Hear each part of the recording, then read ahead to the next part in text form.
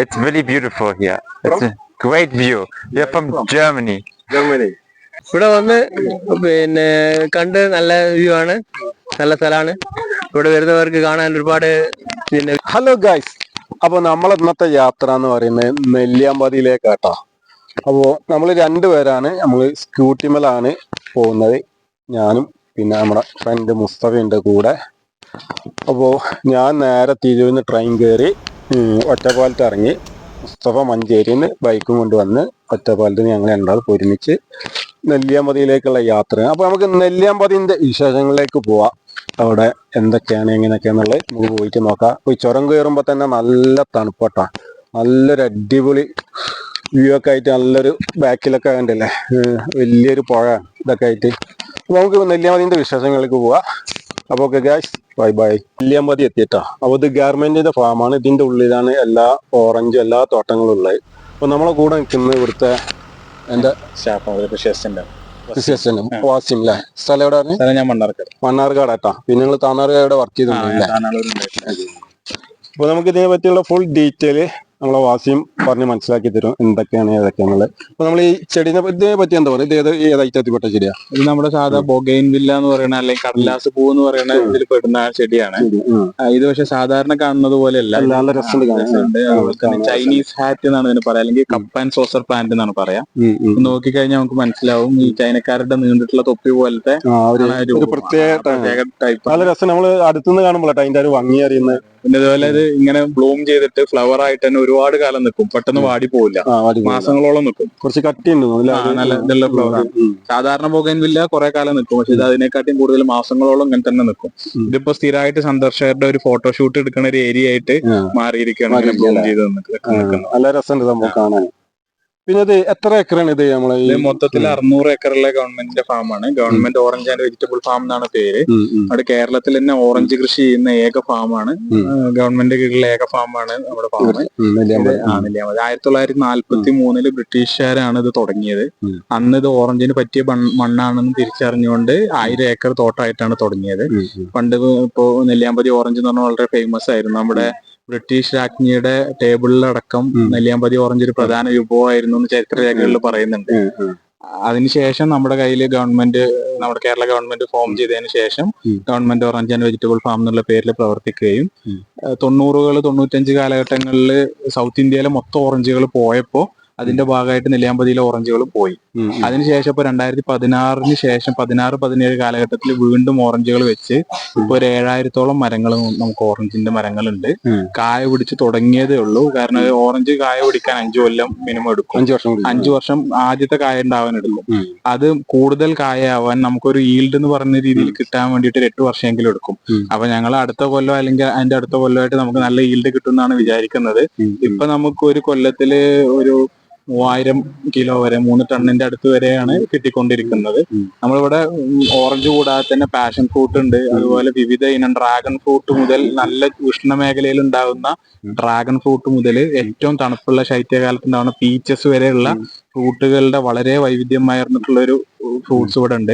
കൃഷി പഠിക്കാൻ താല്പര്യമുള്ളവർക്കൊക്കെ കൃത്യമായിട്ട് ഇവിടെ വന്ന എല്ലാ ടെക്നോളജികളും കണ്ട് മനസ്സിലാക്കാനുള്ള സൗകര്യം നമ്മൾ ചെയ്യുന്നുണ്ട്.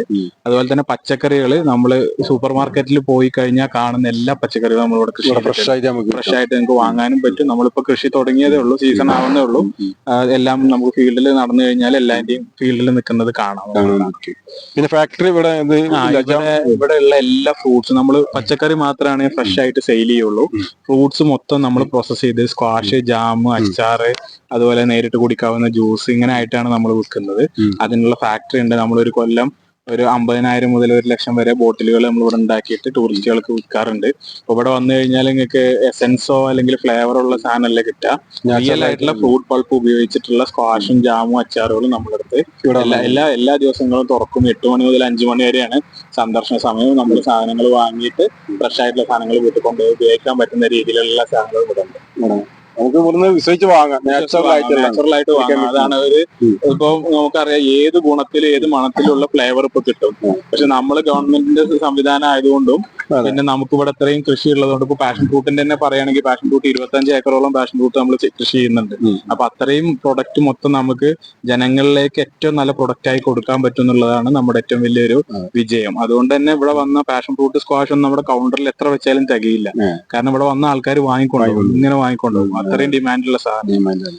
നമുക്ക് ഈ ഇത്രയും ഉണ്ടാക്കി കഴിഞ്ഞാലും 50,000-ലധികം ബോട്ടിൽ ഉണ്ടാക്കി കഴിഞ്ഞാൽ നമ്മുടെ ഡിമാൻഡ് മീറ്റ് ചെയ്യുന്ന പോലെ ഉണ്ടാക്കാൻ കഴിയില്ല. പിന്നെ നമുക്ക് ഒരു പ്രൈവറ്റ് സ്ഥാപനം വർക്ക് ചെയ്യുന്നത് പോലെ എവിടുന്നെങ്കിലും സാധനങ്ങൾ വാങ്ങിയിട്ട് ഉണ്ടാക്കാനും കഴിയില്ല. നമ്മൾ ഉണ്ടാക്കിയ സാധനങ്ങൾ, നമ്മളിവിടെ കൃഷി ചെയ്ത സാധനങ്ങൾ തന്നെയാണ് നമുക്ക് ഉണ്ടാക്കി വിൽക്കാനും കഴിയുള്ളൂ. അപ്പൊ അതുകൊണ്ട് വിശ്വസിച്ച് വാങ്ങാൻ പറ്റുന്ന ഒരു സ്ഥാപനമാണ്. നമ്മുടെ ഓൺലൈനിലും നമ്മൾ ആമസോണിൽ കേരള അഗ്രോ എന്ന് പറഞ്ഞ് സെർച്ച് ചെയ്ത് കഴിഞ്ഞാൽ നെല്ലിയാമ്പതിയിലെ 10ഓളം സ്ക്വാഷ്, അച്ചാറ്, അങ്ങനെ സാധനങ്ങൾ നിങ്ങൾക്ക് വീട്ടിലിരുന്നിട്ട് തന്നെ വാങ്ങാനുള്ള സൗകര്യം നിലവിൽ കേരള ഗവൺമെന്റ് ഒരുക്കിയിട്ടുണ്ട്. അപ്പൊ അങ്ങനെയും ഇവിടെ വരാത്തവർക്ക് അങ്ങനെയും വാങ്ങാൻ പറ്റും. നമ്മൾ ഈ നെല്ലിയാമ്പതിയിൽ ഒരുപാട് ആൾക്കാർ എല്ലാവരും പ്രതീക്ഷ കഴിഞ്ഞ തോട്ടം തന്നെയാണ്. വേറെ പിന്നെ എന്താണ് ഇവിടെ കാണാനുള്ളത്? നെല്ലിയാമ്പതി ഏറ്റവും നെല്ലിയാമ്പതി എന്ന് പറഞ്ഞ ഒരു ഫോറസ്റ്റ് ഏരിയയാണ്. അപ്പൊ നമുക്ക് ഈ പ്രകൃതി ഇഷ്ടപ്പെടുന്നവർക്കാണ് ഇവിടെ വന്നു കഴിഞ്ഞാൽ കാണാൻ വേണ്ടി കൂടുതലുള്ളത്. അത് കൂടാതെ അറേഞ്ച് ചെയ്ത് ഇങ്ങനെ പൂക്കളോ അതൊക്കെ കാണാൻ പറ്റുന്ന ഏക ഒരു സ്ഥാപനം ഉള്ളത് നമ്മുടെ ഫാമാണ്. ഫാം കൂടാതെ പിന്നെ ഉള്ളത് സീതാർകുണ്ട് എന്ന് പറഞ്ഞൊരു വ്യൂ പോയിന്റ് ഉണ്ട്. അത് വളരെ ഫേമസ് ആണ്. നെല്ലിയാമ്പതിയിൽ നമ്മുടെ നെല്ലിമരം എന്ന് പറഞ്ഞിട്ട് എപ്പോഴും നെല്ലിയാമ്പതി ഗൂഗിളിൽ സെർച്ച് ചെയ്താൽ കാണുന്ന നെല്ലിമരം ഉള്ളത് അവിടെയാണ്. അതുപോലെ ഇവിടെ ഒരു ഓഫ് റോഡ് ട്രക്കിംഗ് ഉണ്ട്. നമുക്ക് ജീപ്പില്, നമ്മുടെ വണ്ടി കൊണ്ട് പോകാൻ പറ്റില്ല, 4x4 ജീപ്പില് ഇവിടുന്ന് ആൾക്കാർ കൊണ്ടുപോകുന്നുണ്ട്. അത് കാരാശൂരി എന്ന് പറഞ്ഞ സ്ഥലത്തേക്കാണ് പോകുന്നത്. അതും നമ്മുടെ ഭ്രമരം സിനിമയൊക്കെ ഷൂട്ട് ചെയ്ത പോയിന്റ് ആണ്. അപ്പൊ അത് കാണാനുണ്ട്. അതുപോലെ കേശവമ്പാറ എന്ന് പറഞ്ഞൊരു വ്യൂ പോയിന്റ് ഉണ്ട്. അവിടെയും നമുക്ക് അത്യാവശ്യം നല്ല രീതിയിൽ കാണാനുണ്ട്. അതുപോലെ ഒരു ഇതുണ്ട്, നമ്മുടെ ഒരു തൂക്കുപാലമുണ്ട്, കാരപാറ എന്ന് പറഞ്ഞ സ്ഥലത്ത്, അതും കാണാനുണ്ട്.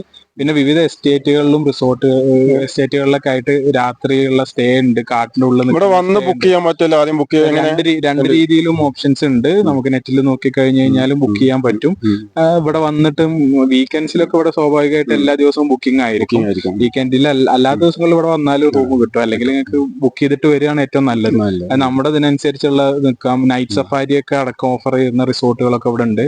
അപ്പൊ അതിലൊക്കെ നമുക്ക് ബുക്ക് ചെയ്യാൻ പറ്റും. അപ്പൊ നമുക്ക് ഇതിന്റെ വിശേഷങ്ങൾ ഇതൊക്കെയാണ്. നമുക്ക് ഒരുപാട് കറങ്ങി കാണാനുണ്ട്. അപ്പൊ നമുക്ക് ഇനി ഞങ്ങള് പിന്നെ നാദാപുരാണ്. ഇവിടെ വന്ന്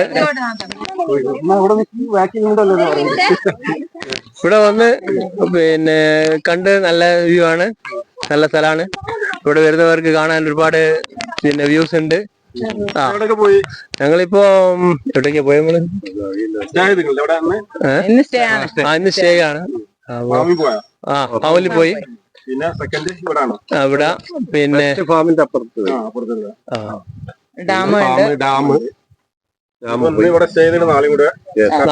നാളെ കൂടി കഴിഞ്ഞിട്ട് നാളെ പോകും. നാട്ടിൽ തന്നെയാണോ? ഞങ്ങള് ആ നാട്ടിൽ തന്നെ. നാദാപുരം പ്രോപ്പർ ഞങ്ങള് പുറമേരിയാണ്. Okay, thank you. It's really beautiful here. It's a great view. We are from Germany. Germany. Yeah, how many days here? Huh? You here? Two nights. 2 nights. Yes. Should I last? No. This is First day. Tomorrow more. Yeah. Tomorrow we see more. Yeah. Too much here now. Huh? Too much surrounding now. Yes. so much. So much to see. So much nice nature too. Like Nice. coffee plantations, tea plantations. Really nice. Very nice. Kerala very nice. Yeah, Kerala is really nice. We were already in Kochi, Munnar and Thrissur. Sure. Yeah, we saw a lot. First time here, no? Or before? First time in India. First time in India. First time here. Yeah. Okay. How many days here? 16 days. 16 days. Yeah. After going. Yeah. And we leave on Saturday. Okay. Yes. Okay. Yeah. Thank you. Yeah. Great. ഇപ്പൊ പൊരിച്ച് കൂട്ടിയാണ് ചാക്കില് കണ്ടില്ലേ കയറ്റി വെച്ചാ ചേന. ഇതിപ്പോ ഒരു ചേനക്ക് എത്ര കിലോ ഉണ്ടാവും? 4 കിലോ വരും. ഇത് നിങ്ങൾ അപ്പൊ അവിടെ കൊണ്ടുപോയിട്ട് വിൽക്കാനുള്ള അല്ലെ? നിങ്ങളെ ബാക്കിയുള്ള കൊടുക്കും. വിത്താണ്. വിത്തിനാണ് മെയിൻ ആയിട്ട് ഇവിടെ അല്ലെ? അപ്പൊ ഇനി ഒന്നുകൂടി കൂടുതൽ വെക്കാന് ഒക്കെ വേണ്ടി. ഇതൊക്കെ ചെറുതല്ലേ, ചെറിയ വിത്തുകള്. ചേന ഒരു പൊരിച്ചാണ്. അതുപോലെ ഇവിടെ കോളിഫ്ലവർ ഇതൊക്കെ അല്ലേ? എല്ലാ ഐറ്റം നമുക്ക് ഫ്രഷ് കിട്ടും അവിടെ വന്നു കഴിഞ്ഞാല് അല്ലെ? ബീറ്റ്റൂട്ട് ഇപ്പൊ അവിടെ ബീൻസ് ഉണ്ട്. ഒരു 46 കിലോ പരിചരിച്ച് തരും അവിടെ വരുന്നവർക്ക് നമ്മൾ അവിടെ കൊടുക്കും. ഇതിപ്പോ എത്ര തൊഴിലാളികളുണ്ട് ഇവിടെ? 91 പ്രമന്റുകാരും 43 ഡെയിലി നിങ്ങൾക്ക് വർക്ക് ഉണ്ടാവും എന്തായാലും അല്ലേ? ഇവിടെ ക്യാഷ്വലിന് ചിലപ്പോൾ ഫുള്ളായിട്ട് ഉണ്ടാവില്ല, പ്രമന്റുകാർക്ക് പിന്നെ ഫുള്ളായിട്ട് വർക്ക് ഉണ്ടാവും.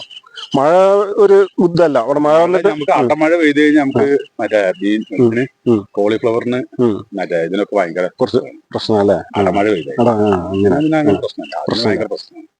കാരണം അലന്റെ ഗ്യാപ്പിലൊക്കെ മണ്ണ് കയറി കഴിഞ്ഞാൽ പിന്നെ അതിങ്ങനെ ഓക്കെ.